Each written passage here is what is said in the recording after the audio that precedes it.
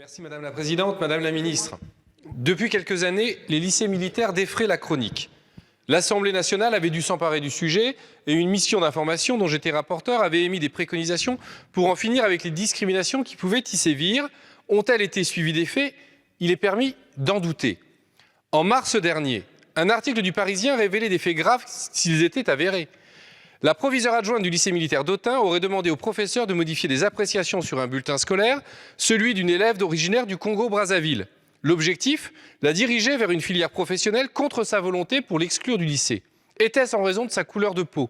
Avoir à poser la question, c'est déjà malheureusement apporter une réponse. Plus récemment, Le Figaro a publié un article sur le Prytanée militaire et ses classes préparatoires d'excellence. L'article indique que, je cite, « beaucoup d'élèves et de parents non issus du sérail militaire jugent la procédure d'admission opaque ». Quelles sont les qualités, les compétences attendues des candidats?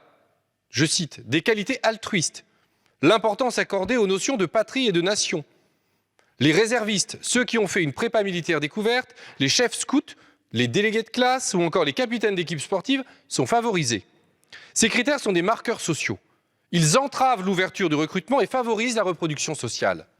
Notre collègue Saint-Paul, spécialiste du sujet, explique que le recrutement très endogène ne reflète pas encore toute la diversité de la nation. Madame la ministre, nous avons besoin que nos armées soient à l'image de la nation. Quels sont donc les critères réels de Parcoursup pour accéder à ces classes préparatoires qui mènent au concours d'officiers? Comment garantissez-vous que le recrutement soit le plus divers possible, le plus représentatif de la nation, tant du point de vue du genre que de l'origine sociale? D'abord, merci Monsieur le député. Je serai très court dans la réponse. Pour Parcoursup, la charte dont je parlais tout à l'heure, sur lesquelles les formations doivent s'engager et les critères qu'ils doivent donner sur les commissions doivent, et il y a un critère d'égalité de traitement qui est clairement donné par rapport à tous les, que ce soit de sexe, de couleur, enfin peu importe, égalité de traitement qui est clairement présent dans la charte.